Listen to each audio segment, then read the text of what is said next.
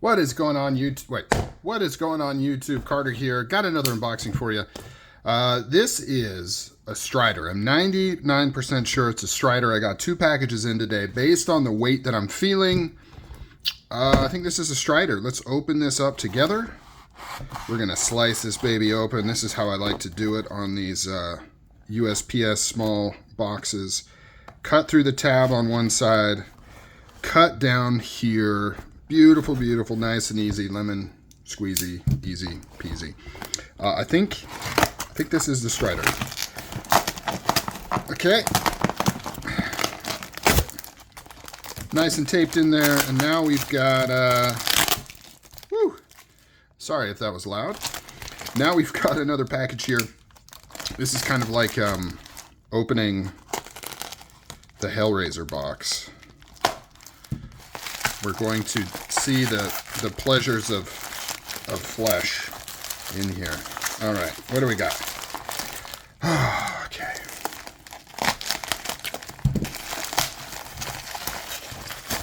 Okay, here we go. Here we go. Here we go. I may have edited some of that out. This is definitely the Strider. Woo! Yes, sir. You may know what this is if you are following Strider releases. This is a relatively brand new Strider release. This is the full double gunner grip full tie that they have came out with again. Man, this thing raised some eyebrows when they finally announced this. So for those that don't know, the double gunner grip from Strider is a pretty infamous knife. Highly sought after, the originals. Now, the originals feature a full G10 front side that's the single piece like you see on most Striders, right? So it's just like the Lego. They have just put this double gunner grip texture on the G10 side, and then it features a double gunner grip on the lock side. Now, those were highly sought after for a long, long time. And it's kind of interesting because when they first came out, because I was around during the first Strider heyday, when they first came out, a lot of people didn't like them because they would shred the crap out of your pockets, right? You can see right there. Very nasty on the old pockets. A lot of people didn't like them. They actually preferred the CC version, which was just contoured smooth on both sides. But flash forward a bunch of years when Strider Ink went away and you couldn't really get them anymore, they become highly, highly sought after, and everybody wanted a double gunner grip. And so for a long time, people would pay a ton of money in the aftermarket for them. And the only way you could get a new production double gunner grip is in a Mick Strider custom. So for a couple of years, Mick would make custom knives that featured double gunner grip titanium and of course hand ground blade. But in 2024, they announced the reemergence of the double gunner grip.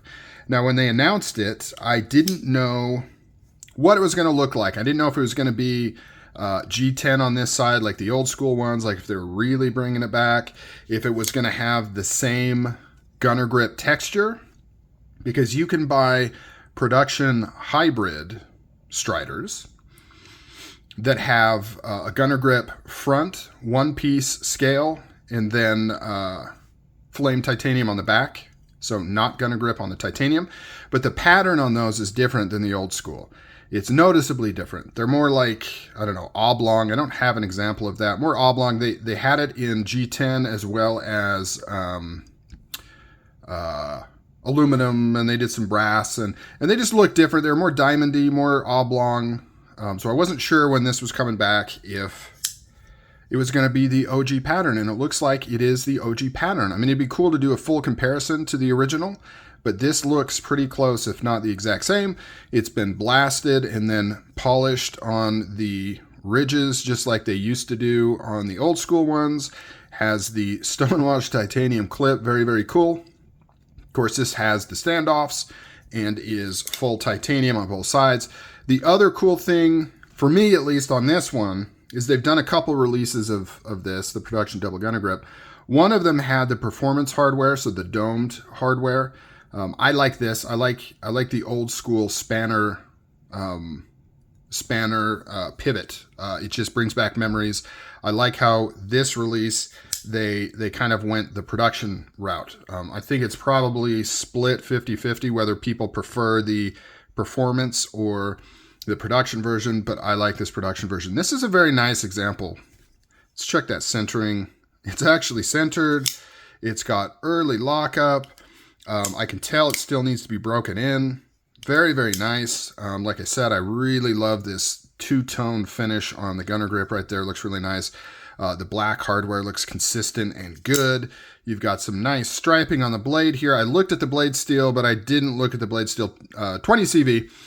The other release of this was MagnaCut with the domed hardware. So it is a little tough because I would have preferred MagnaCut. I have yet to get a Strider with MagnaCut, but I like this hardware better. Let's get a weight on this thing. It is very, very light.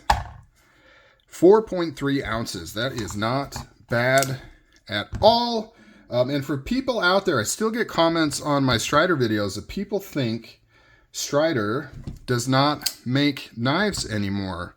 That is absolutely incorrect. Strider is still producing knives. They do releases now every Friday and Saturday, as well as whatever's brought to like shows and stuff like that. Yes, you can't go to Blade HQ and buy new Striders anymore like you could back in the day, but they still make them. You can buy them direct.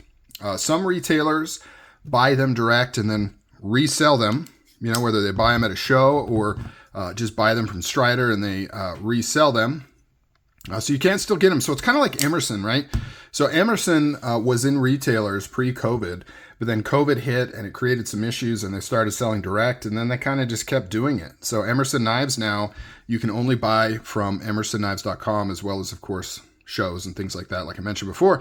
Same thing with Strider. So they're still making them. You know, it's small. It's a small operation. It's not a big production operation. I think they outsource a lot of the components of these knives and a lot of work on these knives, all within the US, mind you. Nothing is overseas made, but no, not everything that they make is made in-house at the building that says Strider. They use a lot of other knife companies to do various parts, you know, cutting out water jetting or lasering out the parts and just all kinds of things, right? It's a collaborative effort amongst a bunch of different providers of material to varying degrees.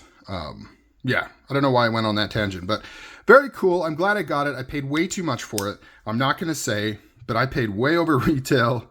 And between the time that I bought this and when I received it today, more of these have gone up for sale in the secondary, a lot of them for a little bit less than what I paid on this one. However, I didn't get completely screwed because some people paid even more than I did. So that's what I'm kind of resting assured with, but highly sought after. A lot of people are wanting to get these, and I can see why. It's very, very cool. It's cool. It's cool to get a nice, new, pristine production version of a knife that has been so elusive. And honestly, I really like this construction method with the standoffs and the full tie. Looks really good. Like this titanium piece just looks really amazing. So I actually prefer this over the G10, even though it adds a little bit more weight. When you're dealing with a knife that's actually very lightweight as it is and thin, the extra titanium instead of G10, no brainer. I'm in. All right, guys, comment down below what you think of this thing. I think it looks damn sexy. I will talk to you guys later.